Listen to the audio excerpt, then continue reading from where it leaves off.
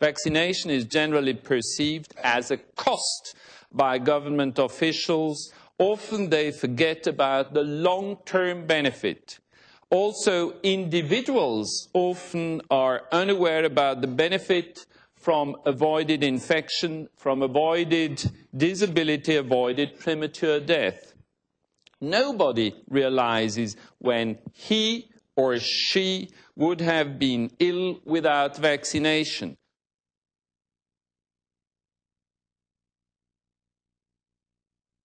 For most vaccines, in fact, in the early parts of HIV vaccines, we let the guiding light and the guiding principles go to the private sector. I think that is actually the exactly wrong approach for the issues of the economics of any HIV vaccines or difficult to make vaccines. Even diseases like where I work in genital herpes, large market you would think in the United States and Western Europe, but yet very little interest in pharmaceutical companies and vaccines in doing it. Why? Because it's a difficult problem with a huge risk. Who's going to benefit the most? Well, I think for HIV, certainly societal issues. And so the public sector really needs to start looking at the issue of being the major intellectual force in defining and driving and funding these kinds of vaccines.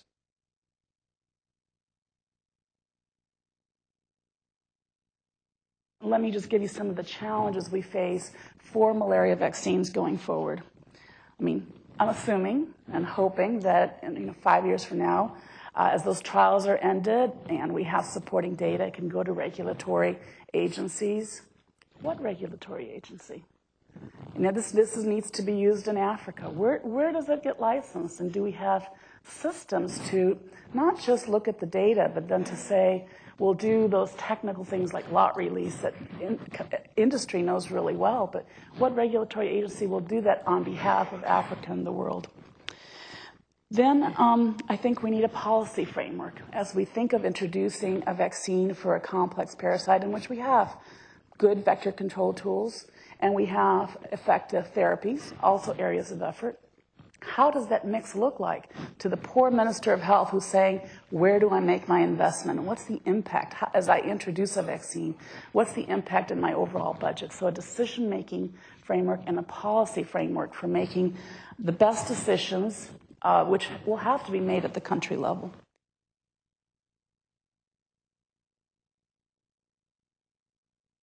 The fact that most of this cancer, cervical cancer, is in the developing world means that we've got a lot of work to do in terms of how to get this vaccine at a cost and delivered in a way that Regina spoke about so that it's going to work in the culture that, that we're trying to deliver it to.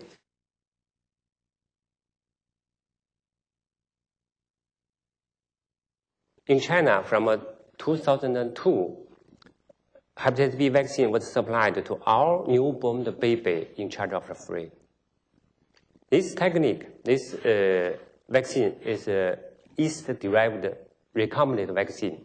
The technique is already used in China for more than 20 years. So at that time, we imported the technique from Merck. And these 20 years, we continue to use this almost prototype vaccine. We need 3 shots to achieve the near 90% of the seroconversion rate. I think right now in China, in the urban areas, it's not a big problem for the family, for the parents to bring back the baby after they deliver from the hospital. They got the first shot. Then after 1 month and 6 months, they will go back to hospital to receive another 2 shots. But for the rural areas, it's so difficult to ask the parents to bring back the baby to receive the later these 2-shot vaccines.